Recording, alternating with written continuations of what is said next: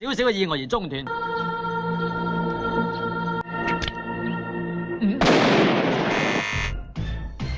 Halo bos-bosku yang dermawan, gimana kabar kalian? Semoga kalian semua sehat, banyak rezekinya, dan semoga juga dimudahkan segala urusannya. Baiklah, untuk mengisi free time kita kali ini, saya akan mengisahkan alur film jadul lagi yang berjudul Out of the Dark, di mana filmnya sendiri akan mengisahkan seorang pemburu hantu bernama Leon melawan arwah jahat di sebuah apartemen. Nah, penasaran bagaimana kekocakan pemuda tersebut? Yuk langsung saja kita seruput kopinya. Dan selamat menyaksikan.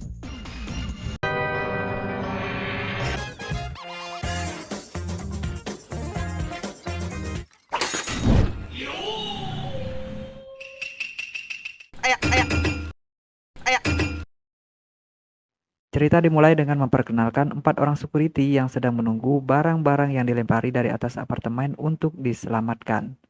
Sebut saja mereka Udin, Samsul, Anto, dan Joko. Ternyata yang melempari barang-barang tersebut adalah seorang wanita bernama Kuan yang memang sedang patah hati karena diputusin pacarnya. Namun sialnya, barang yang dilempari Kuan kali ini malah menimpa bos mereka yang bernama Tu Kimin.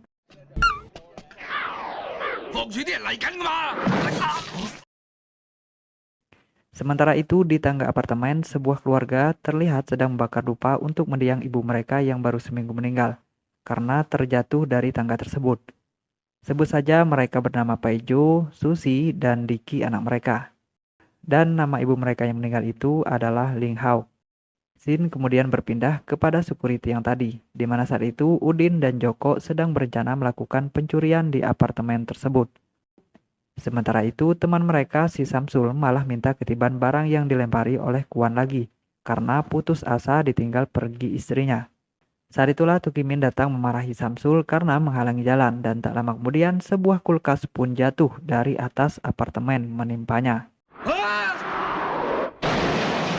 Setelah itu pun Paijo dan Susi datang untuk melaporkan bahwa Diki telah menghilang entah kemana. Samsul yang masih kesal karena Tukimin menghalanginya bunuh diri pun mengada-ngada bahwa Diki diculik oleh seseorang yang membuat Susi panik dan membuat kesal Tukimin.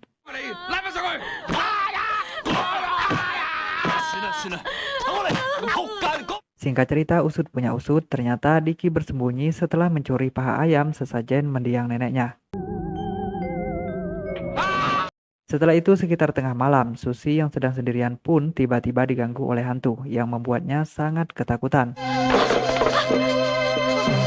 Ternyata itu adalah perbuatan arwah Ling Hao yang ingin membunuh Susi untuk membalas dendam. Bahkan dia sengaja merasuki Diki dengan membawa sebilah pisau dapur.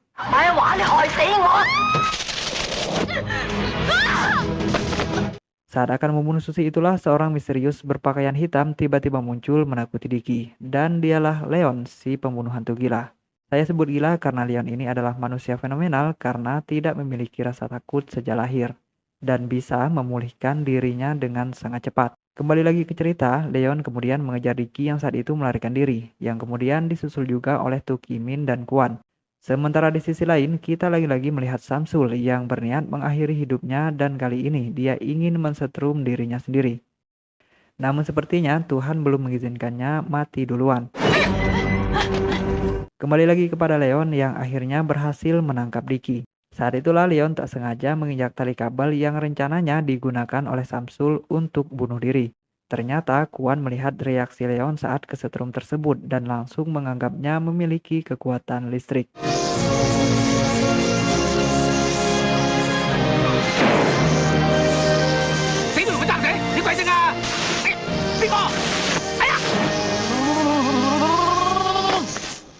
Tak lama kemudian Tu Kimin pun datang ke tempat itu dan ternyata Leon telah pulih kembali.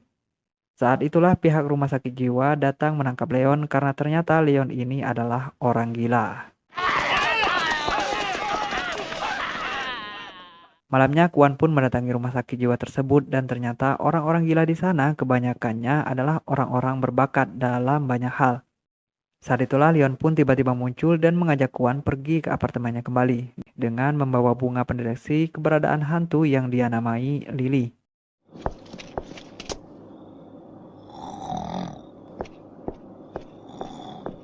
Scene kemudian beralih ke apartemen di mana saat itu Tu Kimin terlihat ketakutan saat menyusuri tangga tempat Paiju dan Susi membakar dupa. Dan tak lama kemudian Tu Kimin pun mendengar suara minta tolong dari belakangnya. Tentu saja dia berpikir itu adalah suara hantu. Namun ternyata itu adalah si pencuri apartemen yang sebut saja bernama Jajang. Tak lama kemudian Tu Kimin pun kembali mendengar suara minta tolong.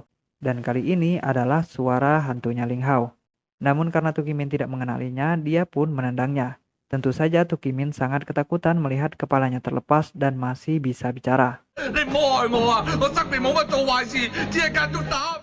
Ternyata hantu Ling Hao ingin mengadu kepada Tu Kimin bahwa Paiju dan Susila yang telah membunuhnya. Saat itulah Paiju pun muncul membawa pisau berniat membunuh Tu Kimin karena mengetahui rahasianya. Dia pun segera kabur sambil membawa kepala Ling Hao. Sedangkan tubuhnya terus mengikuti kemanapun kepalanya pergi. Saat berlari itulah Tu Kimin masukkan kepala Ling Hao tersebut di dalam tas yang dibawa oleh Joko dan Udin. Dan tak lama kemudian tas itu pun direbut oleh tubuh Ling Hao. Mereka pun mengejar tubuh Ling Hao tersebut. Saat itulah Samsul yang tengah mabuk berat itu pun tak sengaja melihatnya dan berpikir itu adalah seorang wanita yang sedang merampok. Samsul pun ikut mengejarnya dan ternyata berhasil menangkap tubuh hantu tersebut. Namun entah apa yang merasukinya, Samsul malah memperkosa tubuh hantu tersebut. Sementara itu, Udin dan Joko pun akhirnya menyadari bahwa ada kepala hantu di tas mereka. Kembali kepada Tu Kimin yang terus dikejar-kejar oleh Paiju. Untungnya dia berhasil memasuki lift. Namun dia dikagetkan dengan Jajang yang sudah berlumuran darah. Dia pun segera membawa Jajang yang sekarat itu untuk menyelamatkannya. Saat itulah Susi tiba-tiba muncul dan berniat menikam Tu Kimin. Dengan kesadaran penuh, Tu Kimin pun malah menjadikan tubuh Jajang sebagai perisainya, yang akhirnya membuat Jajang makin sekarat.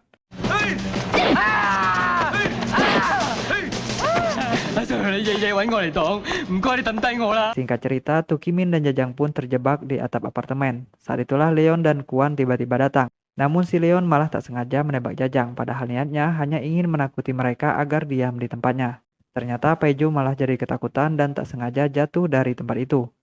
Melihat suaminya mati, Susi pun berniat bunuh diri untuk menyusul suaminya. Tak ingin ada korban lagi, Leon pun membujuk Susi dengan menjanjikannya uang.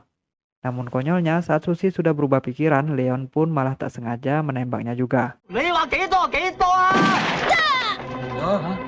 Sesampainya di bawah, Leon pun segera melakukan penyelamatan darurat dengan membantingnya, menginjak-injaknya, serta memukulinya dengan kursi dan palu.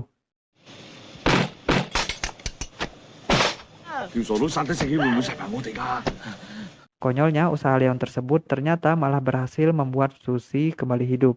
Tentu saja Susi sangat kesal karena diselamatkan dan kembali bunuh diri dengan menembaki dirinya sendiri.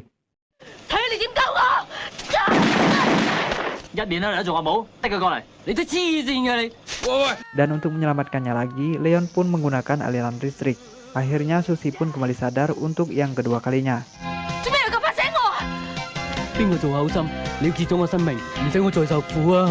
Namun lagi-lagi Susi berniat bunuh diri. Saat itulah Leon pun berniat melempari pistol yang dipegang oleh Susi itu dengan pisau. Namun konyolnya pisau tersebut malah mengenai kepala Susi sendiri. Akhirnya Susi pun benar-benar tewas di tempat itu.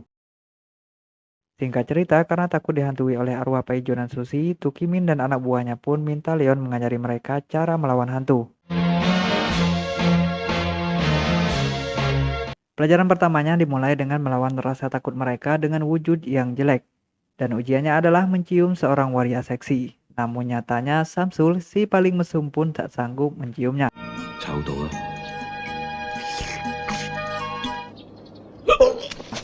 Pelajaran yang kedua adalah melawan rasa jijik dengan menyentuh kotoran. Namun saat Leon mengusap kotoran tersebut ke muka Joko, ternyata dia pun langsung pingsan. Dan pelajaran selanjutnya adalah melawan rasa takut akan kematian dengan cara memegang dinamit. Namun saat Leon mencontohkannya, dinamit tersebut malah meledak duluan.